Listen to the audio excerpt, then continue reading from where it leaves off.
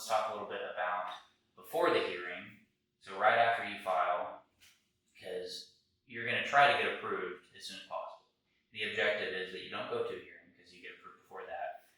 But statistically speaking, there's a very high chance that you will go to the hearing, especially if you're in your 20s, 30s, 40s. It's very high likelihood. Sure. So before we talk about the actual hearing in front of a judge or over the phone, what are some things that the client can be doing in the meantime proactively just to, in anticipation of the hearing? Yeah, we tell our clients kind of in a playful way, but we're very serious about it. We're just kind of paying tribute to the movie A Few Good Men. And there's a line in there, it doesn't matter what I believe, it only matters what I can prove. Yeah. And disability, it doesn't really matter what I believe. First of all, I'm not going to take your case if I don't believe you're disabled. So if I believe you, okay, but we're not any closer with me believing you to you winning your case. We have to have proof. And the way they do that, or whether the client would do that, or the claimant would do that, is just make sure that you're in treatment. Go to your doctor.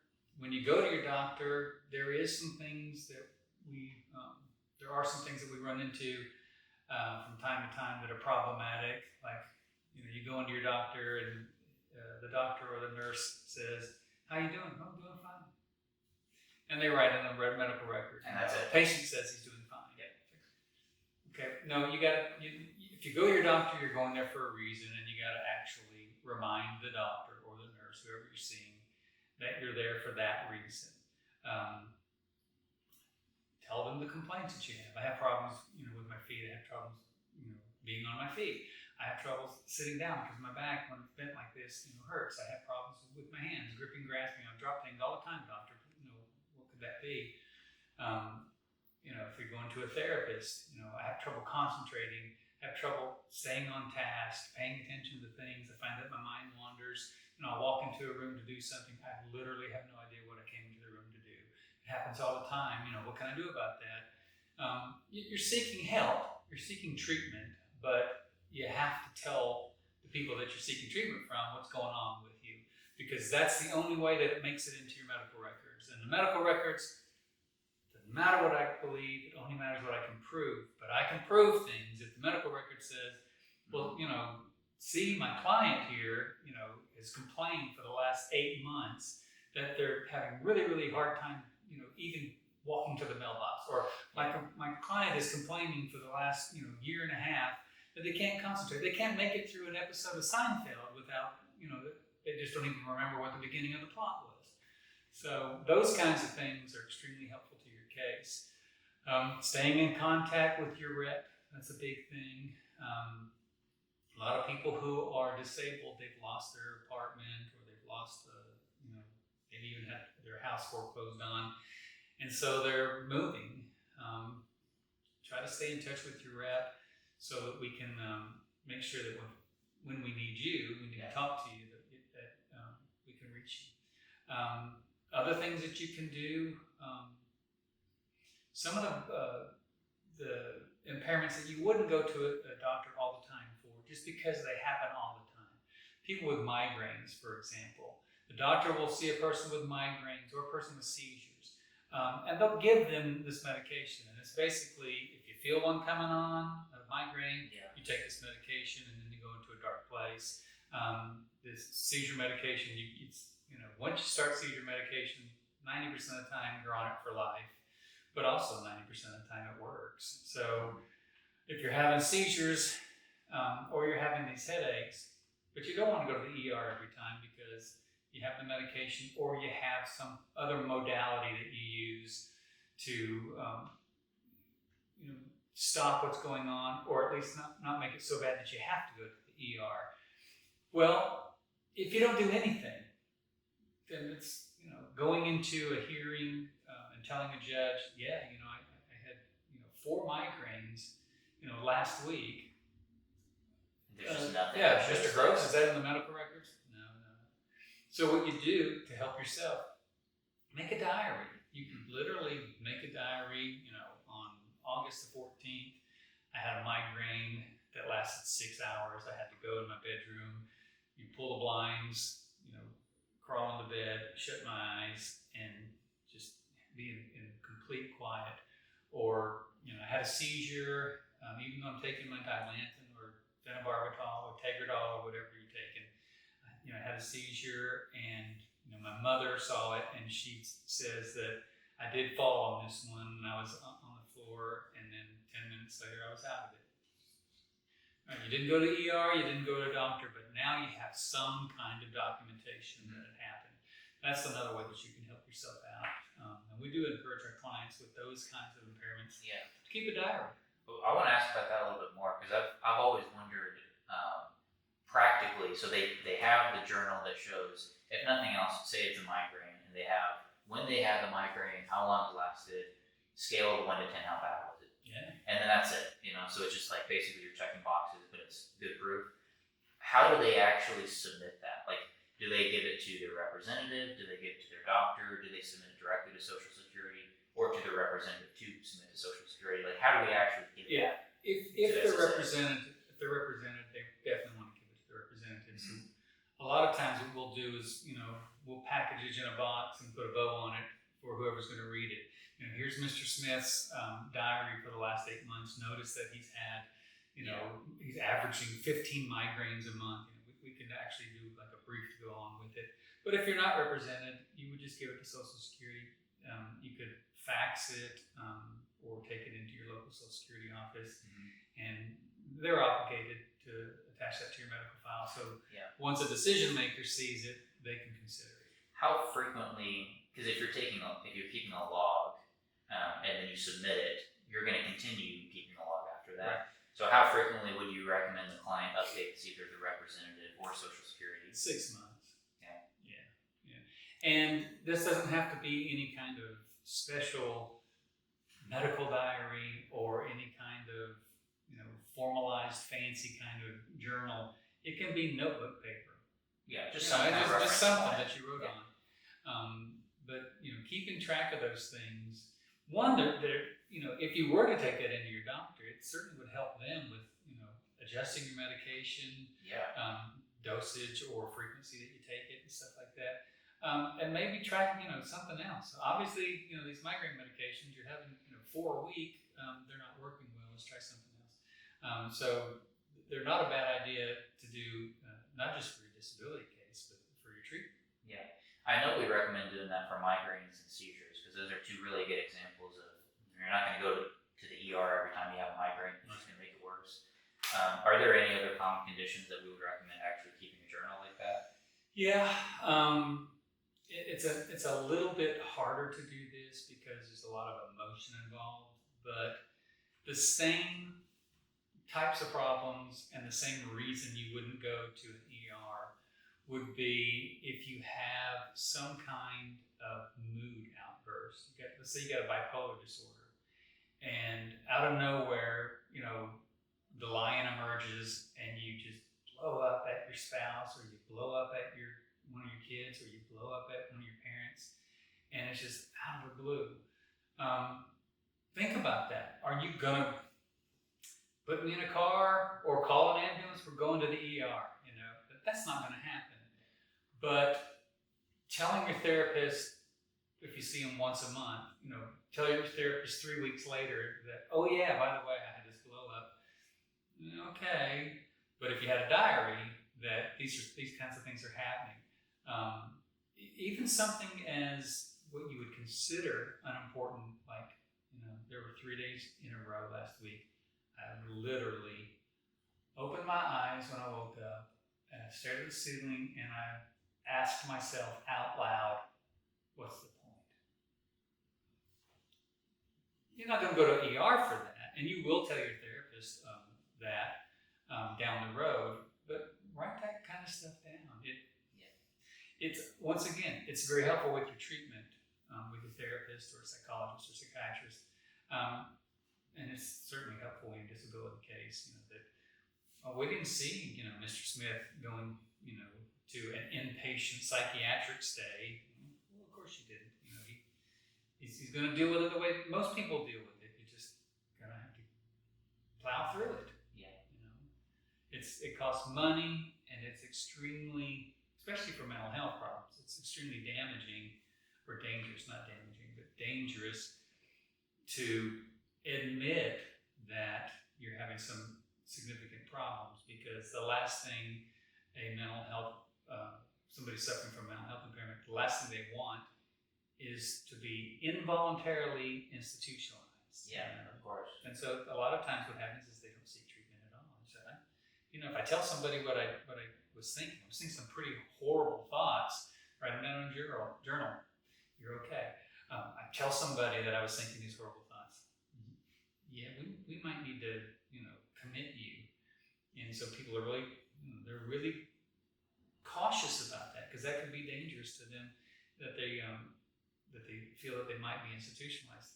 And to be honest, sometimes you might need to be institutionalized. But we're talking about journaling right now, and those are other examples where you're not necessarily getting medical treatment that we can use to prove, but you are documenting it somewhere.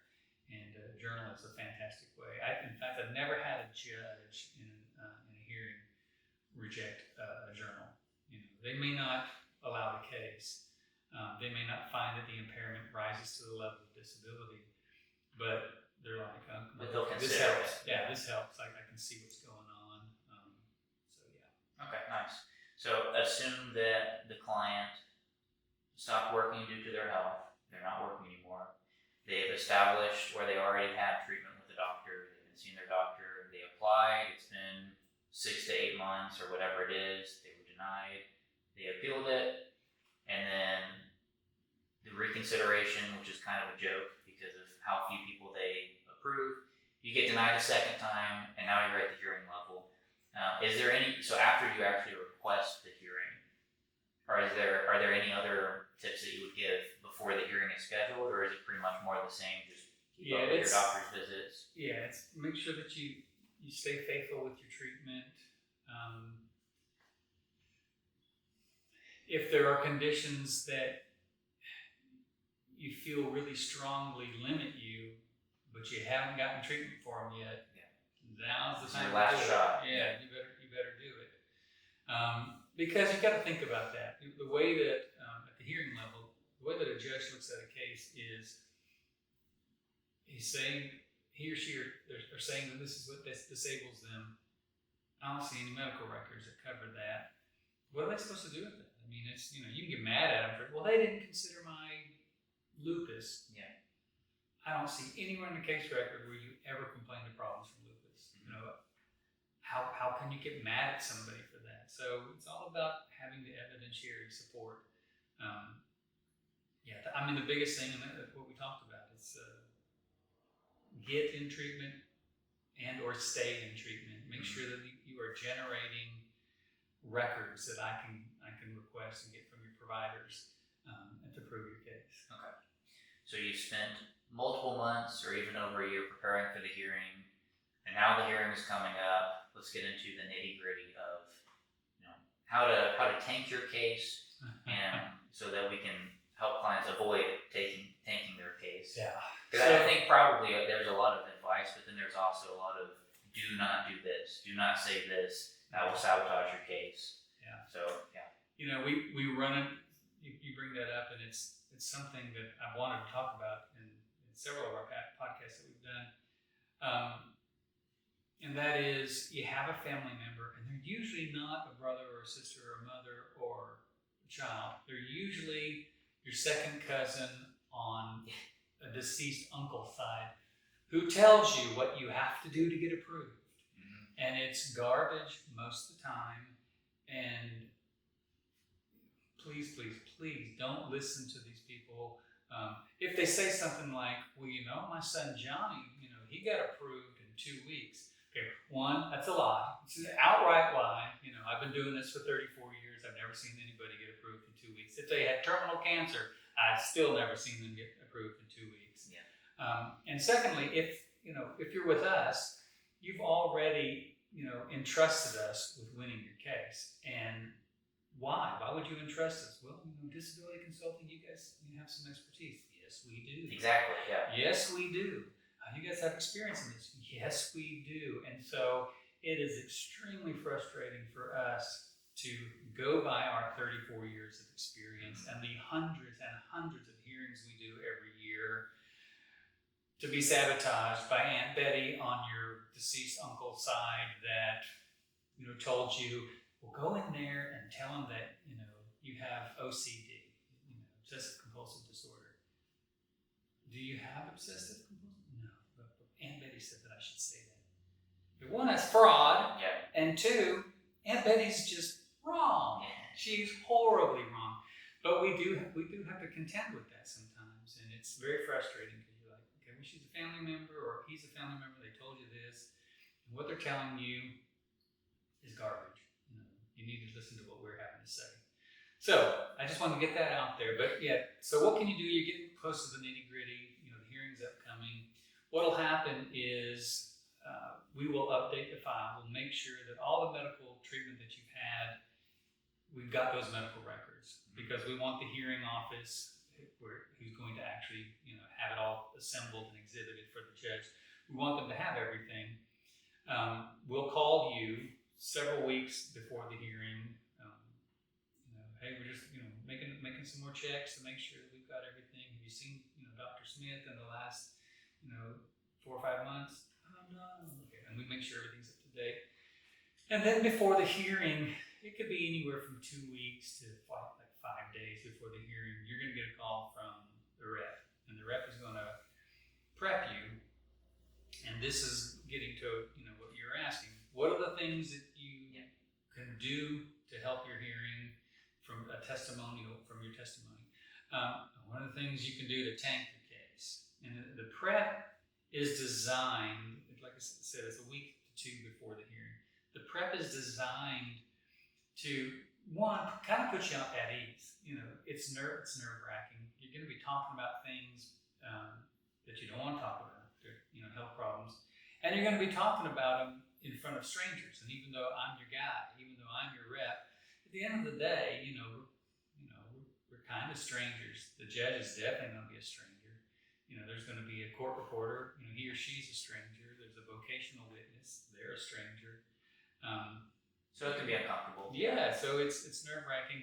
And for us to prep you, to call you up and talk to you, like I said, anywhere from 2 weeks to 5 days before the hearing, is designed to kind of put you at ease. And I will walk you through exactly what's going to happen. The judge is going to come out of the gate and he's going to say this. And then, we're going to talk about your work history, if you have one.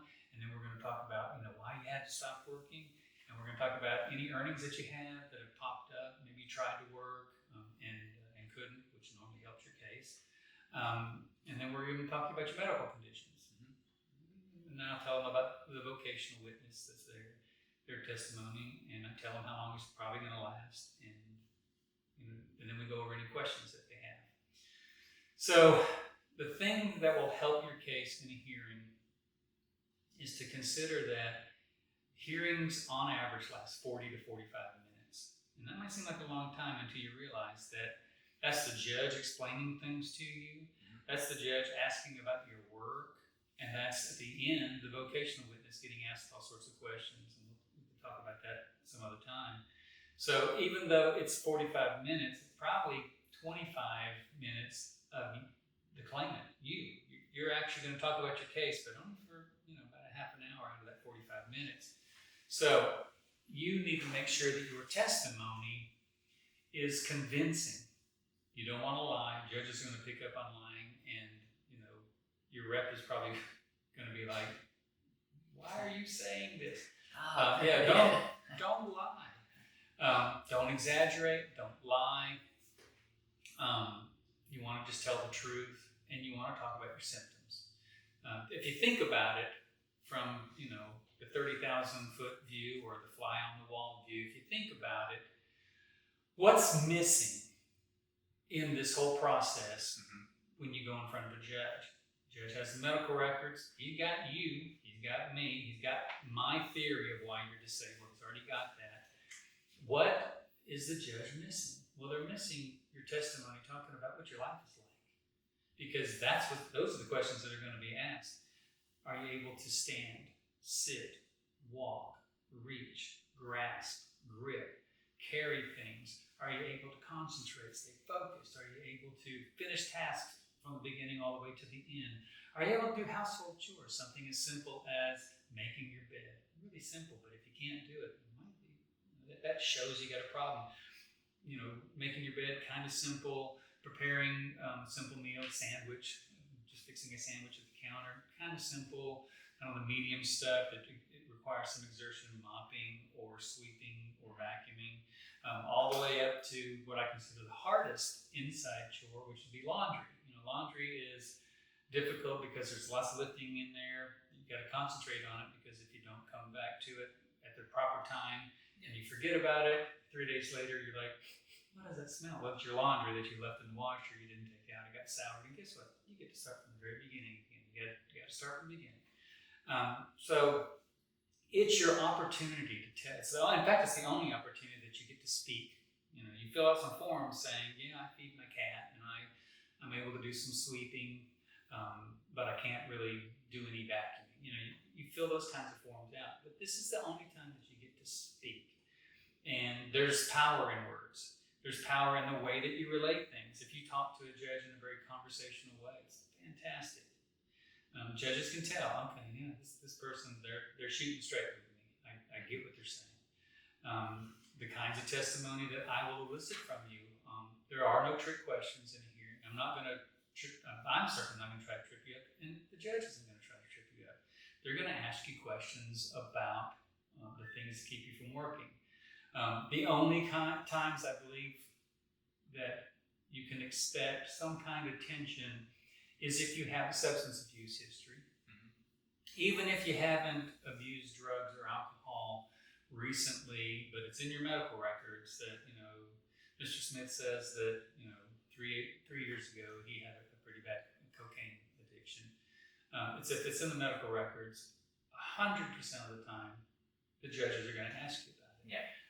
If you're alleging something like a breathing disorder, asthma, COPD, emphysema, bronchitis, and you smoke 2 packs a day, well, you can expect to be asked about that. And some of the questions will be somewhat tense. For example, the judge might say, well, I see that you're smoking. How much do you smoke? Well, I smoke like 2 packs a day. Have your doctors told you that that's horrible for you and that you need to quit? And of course, you're going to have to say yes, because any doctor worth their salt is going to have told you, Johnny, you need to quit smoking. Yeah, have you considered not smoking? So those are some tension questions. But most of the questions are just going to be conversational. All the questions that you get from me are going to be yes, no, 20 minutes. I want a short answer, and I want, if I'm asking for a duration, I'm wanting the duration. How long can you be on your feet before you have to sit down?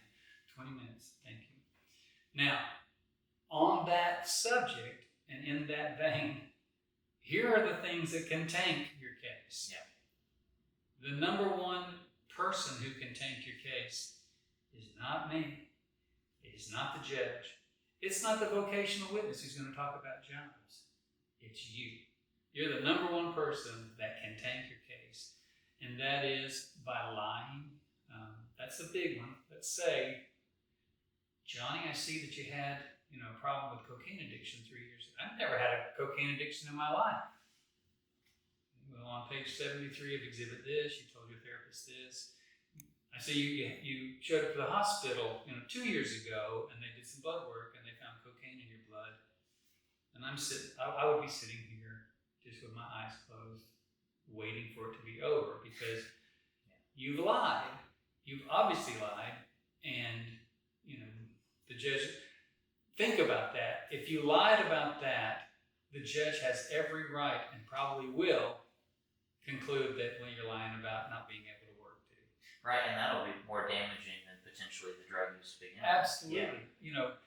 A lot of firms, and I mean a lot of firms, they have their sweet spots, and they have their automatic disqualifier. And we have found a lot of people who do what we do, substance abuse is an automatic disqualifier. I don't want your case if you've had a substance addiction problem.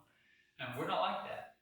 I will look at your case, and I'll give you a pretty obvious example, but it'll help you understand why it's not a disqualifier, not an automatic disqualifier to me.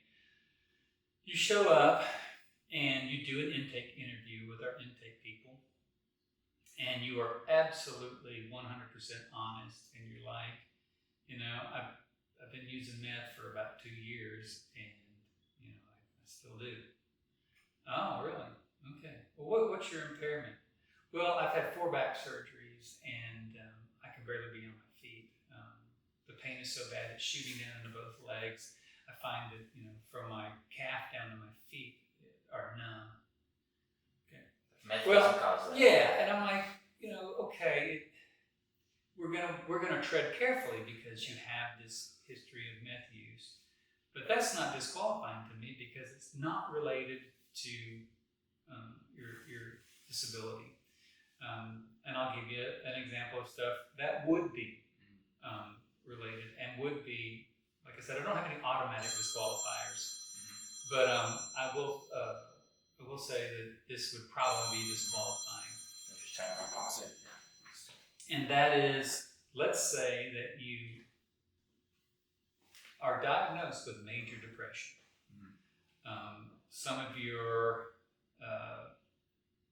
forms, you're one of those persons that, look up at the ceiling in the morning and you don't even want to get out of bed. What's the point?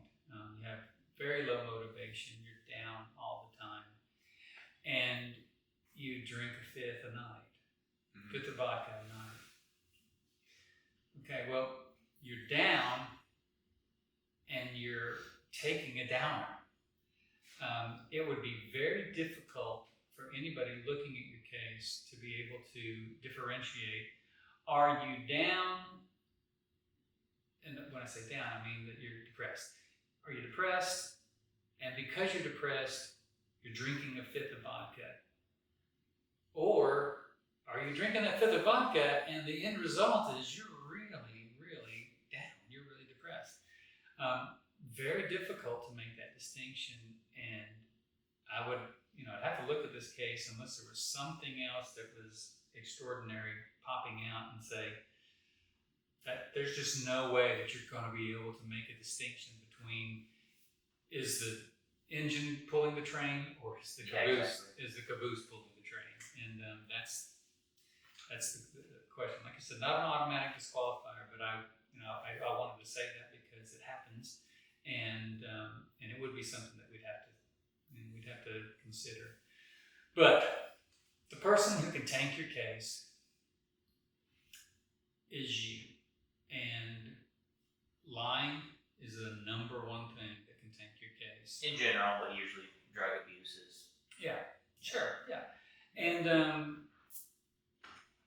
another thing would be, and this might not resonate, but it should, would be the way you interact with the judge and or me. For example, most hearings now are by phone. I think I've had 5 face-to-face hearings since COVID hit.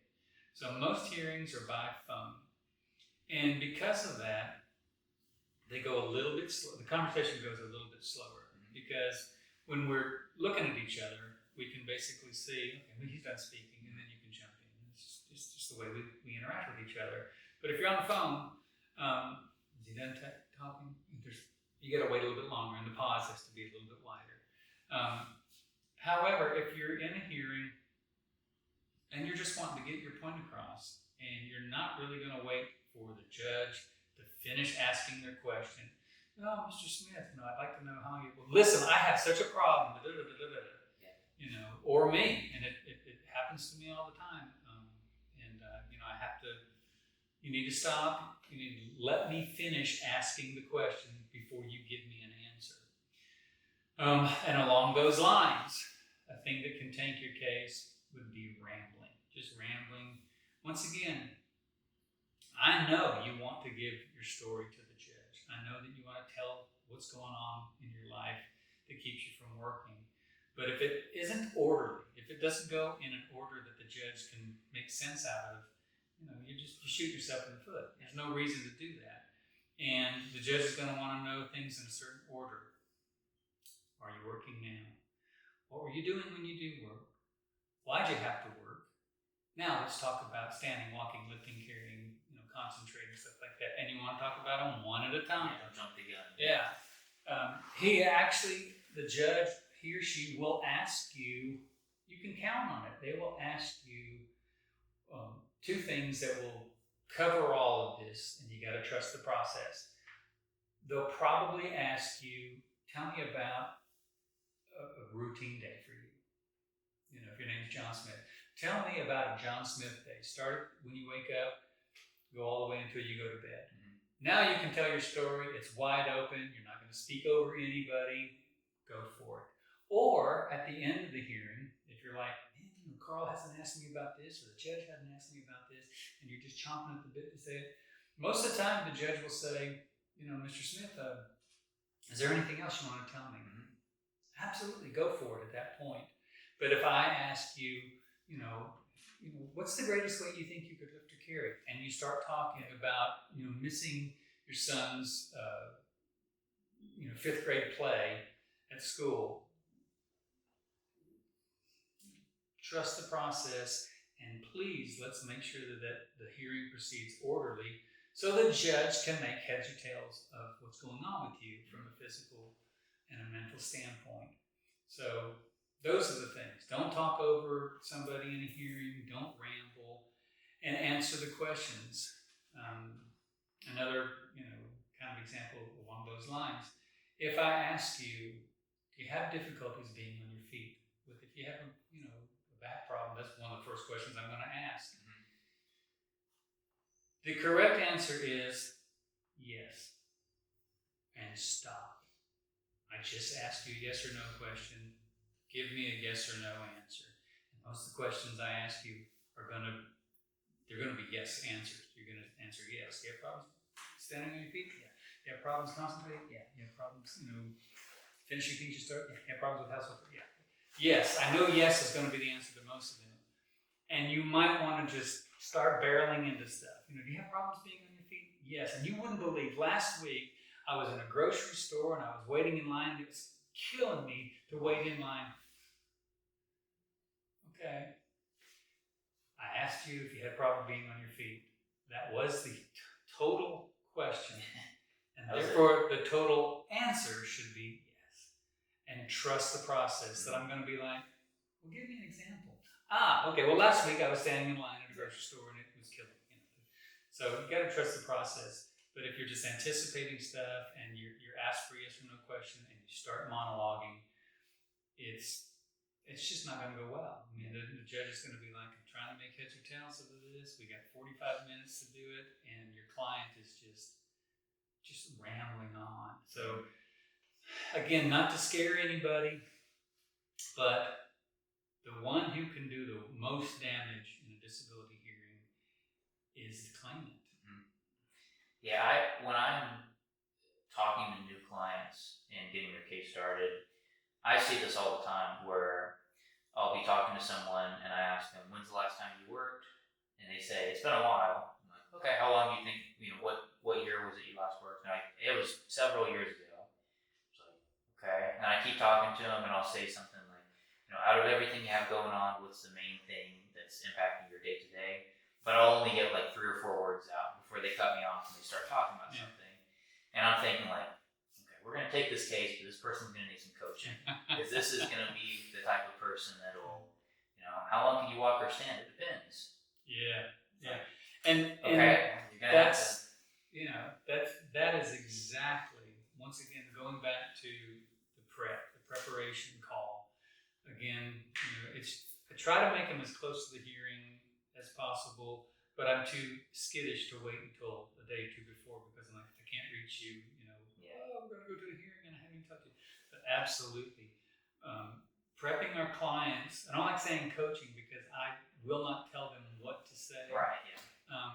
But to tell them, you can expect this, and if you start speaking over somebody, it's going to go poorly for you.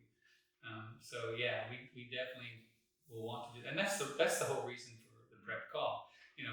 We want to make sure that you're not going to be so nervous that you can't talk. I've had that happen, actually. It's a face-to-face here years ago in Knoxville. But The woman was so absolutely consumed by anxiety, she couldn't talk. I mean, she's making noise, but they weren't really words. And the judge, who didn't care for, she's gone now, but she was not sympathetic, and just thought she was putting on a show. But my client was genuinely so anxious she couldn't testify. But that's what the prep is for. Tell you, hey, this is what's going to happen. These are the kinds of questions you can expect.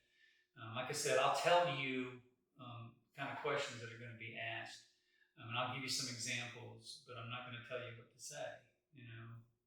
And there are some damaging answers that you can give. If you're applying for disability, and if I, the judge, asks you, how long can you do something? How long can you be on your feet? How long can you concentrate, stay focused on stuff? And you say, well, if I push myself, maybe 3 or 4 hours. Yeah. Loss. And there goes I the can case. 100% tell you a week before the hearing, you are going to lose. Because if you can do things for hours at a time, you can work. Yeah. And you brought something up, and thank you, because it used to be a big part of my prep. I only do it if I have to now, and that is, there are some really horrible answers you can give, and you don't think that they're horrible, when you hear them. For example, Mr. Smith, do you have any difficulties being on your feet? Well, that depends. That doesn't sound like a horrible answer, except it's a horrible answer. Do you have any difficulties concentrating, staying focused on things? Well, that's hard to say. Yeah, I don't know. Why would you go into a hearing and basically what you're doing is not answering questions? Your sole job in a hearing is to answer the questions and give the judge an idea of what your life is like. And for saying, that's hard to say, well, that depends. Well, some days, but other days, why would you do that? Once again, you could be tanking your hearing by making those kinds of answers. If I ask you a question, do you have problems with it? Let me just give you, the keys to the kingdom right now. I'm not going to ask you a single question I haven't seen in the medical record demands a yes answer from you. Do you have any difficulties being on your feet? Well, that depends. Okay, well, you've had 4 back surgeries. You've complained that, this oxycodone that you're taking 4 tablets a day and that you're looking. Are you sure you don't have, oh yeah, I have a horrible time being on my feet. Thank you very much. Yeah, you've been telling us for 2 years that you have trouble walking and standing. So. Yeah, so, I'm not going to ask you a question that I don't know the answer. If it's, do you have this or is this a problem for you? I'm not going to ask that question unless I already know that the medical records prove that the answer should be yes. Problems concentrating? Yes. Well, your psychiatrist says that you have horrible problems concentrating. Yeah. But yeah, that depends. It's hard to say. Maybe. Yeah, they're terrible answers. They're non-answers. You're there to answer questions, and by giving non-answers, you definitely frustrate me, and you frustrate the judges too. You don't want to frustrate the judges. Yeah, that makes a lot of sense to like you were saying earlier, the judge already knows your diagnoses. Hopefully you've seen your doctor enough that everything that is disabling you is well recorded. Right. So you don't need to be prepared to tell the judge you have diabetes or to tell the judge that you've had a back surgery 2 years ago, because he's already looking at that, or he's already looked at that. Sure.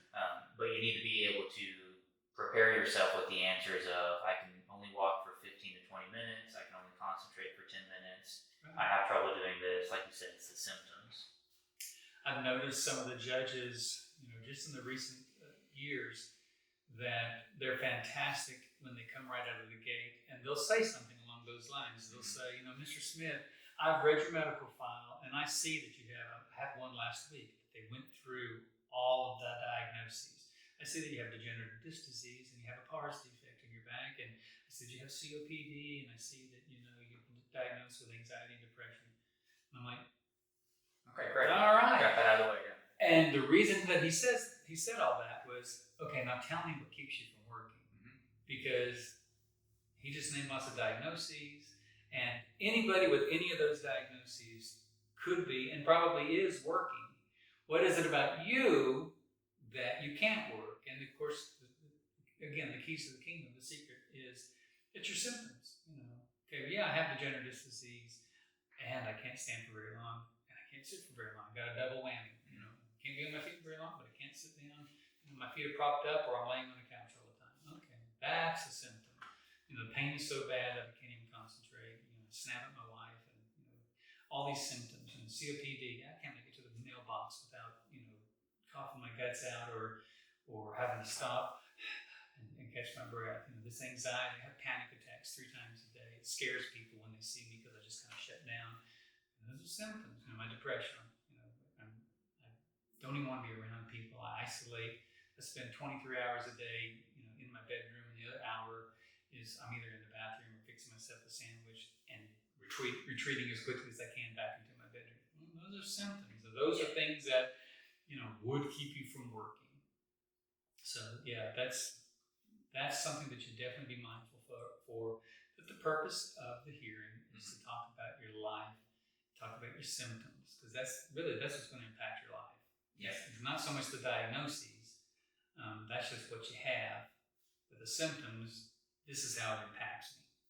Yeah, because it's like, well, we've talked about this so many times. If your diagnosis is high blood pressure, for example, there's like 100 million Americans with high blood pressure. Sure. So Social Security is going to need to know a little bit more than that about high blood pressure and what, Right. and shortness of breath and chest pain, and you fainted at work, like that. Okay, that's disabling. Right. But if you just say you have high blood pressure, it's like, okay, so do 100 million other Americans. Yeah, and some of the more serious things too, like let's say that you have degenerative disc disease, and let's say that you have had 4 surgeries. You're 45 years old and you've had 4 back surgeries. That is extremely striking. Anybody who heard that would be like, oh my, but you still haven't said one thing that would help me to say that you are or you're not disabled. You'd have to get to your symptoms: standing and walking, sitting, lifting and carrying, your pain level. That's what you're there to talk about. Yeah. I have one more question, and we can kind of wrap it up there. I hear from clients all the time, whether they're going to the hearing level or they just had a hearing. It's very common that I hear them complain about the phone hearing, and the reason they complain about it is because specifically they think that the judge needs to see them, and they're going to base their decision based on, well, I need the judge to see me, right? I had a phone hearing, but he just didn't see me, so I feel like he didn't know what's going on, or they didn't see me. Right. So is there any truth to that? Because in my perspective, hopefully the judge is making their decision based on the medical records and your testimony, and not just looking at you and Exactly. saying disabled or not disabled. And we've had phone hearings for the past 5 years. So is there any kind of truth to that? Or? Well, Social Security, when COVID hit and they shut down the offices, but they're like, well, we can't shut down the business and we can do this by phone. They were extremely mindful, and I'm critical of Social Security a lot, but they were very mindful of, are we going to be providing the same level of service in a phone hearing as we would in a face-to-face hearing? And so because they were so mindful of that, they did some studies, and they're like, and they're always doing like accuracy studies. Yeah. People will kind of look and say, okay, well, yeah, that's an accurate decision, or no, that's not an accurate decision, and we're going to send it back for them to redo it. What they found is really no statistical difference at all in accuracy. What I have found, we're into hundreds, maybe a couple thousand with the whole firm, and I found the exact same thing. The decisions are, I'm not going to say they're any better, but I don't think they're any worse. But there are two decisions in those 5 years that I had that I thought I would have won if it was face to face, and one of them I ended up winning already. So I'm not even going to mention too much about that one. The other one was my client had horrible varicosities in her lower extremities. So basically, from right above her knees all the way down to her feet, her legs are purple. Yeah. Of course, medical records just said she had varicosities, bilaterally from right above the knee to her feet, and we had a phone hearing, and I'm making the argument. And it's good. I could see it's going nowhere. The judge, and basically, I'm like, well, Doctor So and So, says that she has this horrible pain in her legs for the varicosities, and they're purple. I mean, her legs are always purple. Got no traction with that, and so after the hearing, exactly what you said happened. That my client was like, if we'd had face-to-face hearing, this probably would have been different. And I'm like, I have to agree with you on this one, because what we would have done, and this is not any kind of legal shysterism or anything like that. This is just a representative doing their job. If it would have been the dead of winter in a face-to-face hearing, I would have told her, when you come to the hearing, you're wearing shorts. If it's December or January, I don't care. You're wearing shorts. I'm sorry, you put some sweats on after the hearing, but you need to walk into that hearing and let her see that there's this much purple on your legs. And then when you talk about your varicosities, the judge, she'll probably be a lot more sympathetic. So I'm like, you're right. I think if we'd had a face-to-face hearing, it would have gone differently. What we ended up doing is she took pictures of her legs, and I did submit them after the hearing, and it went nowhere. And that case is still on appeal, but that's one out of, for me personally, hundreds, and for the firm, probably a couple thousand or so. It normally does not make a difference because, one, the judges are trained, and they'll tell you right out of the gate, I'm here to make a decision based on the medical evidence, the law, and your testimony. Yeah. Well, what if you can't see something? So what? I had a hearing. This was a face-to-face hearing years and years ago to kind of give you an idea about that. My client brought me in a picture. It looks like she'd done it on a printer, so she probably had a picture on her phone or something, and then emailed it to herself and printed it out. And it was a really bad picture of an X-ray, but it showed like a 9-inch cage in her cervical spine. So it's like it's the X-ray, not just the interpretation, which the judges usually use the interpretation. The person says, okay, well, they have a cage from C4 to C8 or whatever. But this is actually a picture of the X-ray, and you saw all this white stuff with screws going in all sorts of angles. And we're face to face in the hearing, and I gave it to the clerk to give to the judge, and the judge literally did this. I don't need that. I'm not going to make a decision. I'm not a doctor. I can't look at this. Well, my client wants you to see it. I'm not going to look at that. I'm going to read the medical records. And in the medical records, there was the interpretation of that X-ray, which is the cage and C4, you see it. But he didn't want anything to do with the picture, and that's because it's the way they're trained. Testimony, law, medical records, not necessarily asking them to play doctor, because we don't want the judges ever playing doctor. Academic let's let the doctors be doctors and the judges be judges. Yeah. And things, in the representative community, we never want the judge to assume the role of a doctor, because it rarely goes well for us. Nice. Okay, so tell the truth in the hearing, answer the questions directly, don't talk over the judge, don't ramble. Do the best you can before the hearing to get into the best treatment, depending on your insurance, depending on your situation. Just do the best you can to see your doctors. And then also after the hearing, if you're denied, you can still appeal it. A lot of people think that you're denied at the hearing and then that's it. You can appeal it. So the appeals council, and then even after that, the federal level. So anything else you want to add to that? Yeah, I mean, it's it's because, and I'm quite proud of this. I noticed early on that a lot of, I don't want to call them my competitors, but for lack of a better term, my competitors, Yeah. that once a hearing was decided, if it was decided unfavorably, they're done with it. I'm not, well, we had our chance and we failed. And I'm like, well, there's this appeals council. It's there for something. Yeah. And my philosophy is this: unless there was something in the hearing that I didn't know before the hearing, something comes up, for example, you absolutely can't testify without lying, or you can't testify without doing things that I have told you don't do. Unless something like that happens. Or you never stopped working. Yeah. I've been working this whole time. You told the judge you're working. You told the judge that you could do things for 4 or 5 hours at a time. I won't appeal that. But I look at it like this.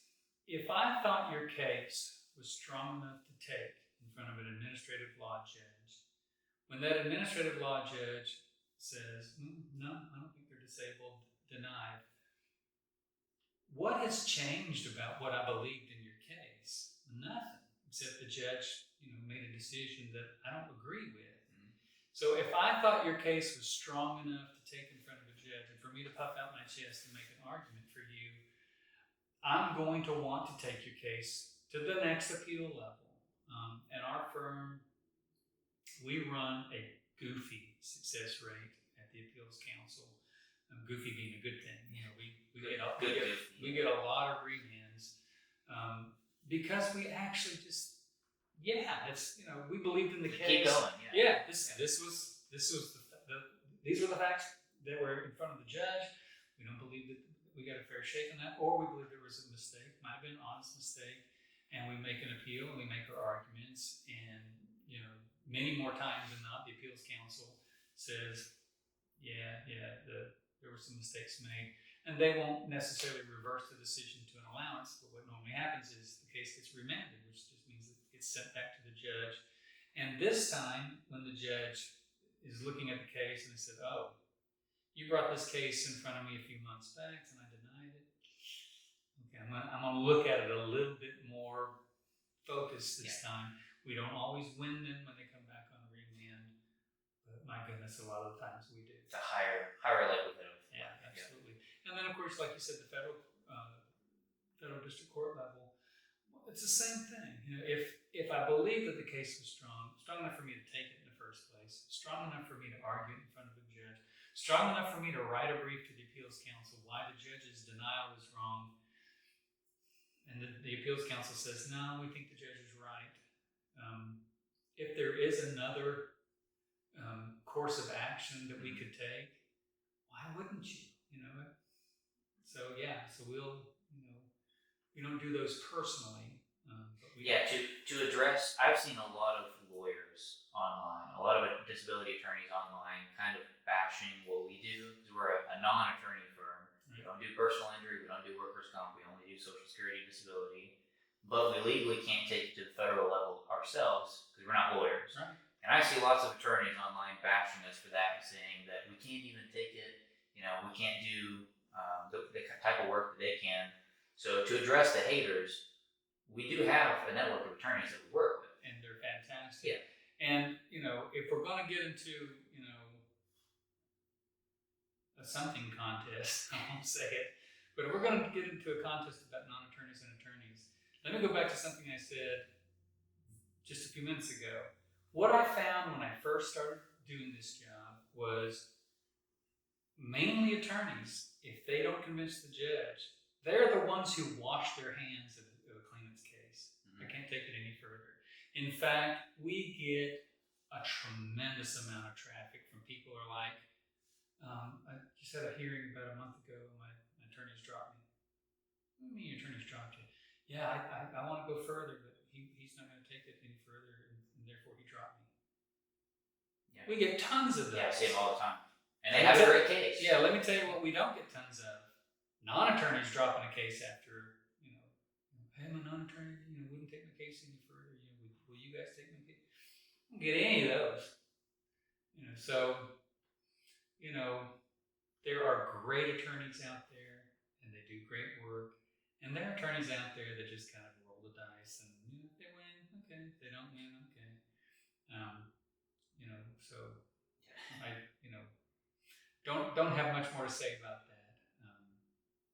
But yes, we do partner with several firms because attorneys, like I said earlier, they have automatic disqualifying criteria. They won't take cases if they have blah, and so if they won't take a case because there's some alcohol involvement, we send it to our next person. We have a stable of them that we use, and they're fantastic. Yeah. So Cool. Well, I don't think I have anything else to add. Do you have anything? good. I don't. Well, that's a good place to stop. All right.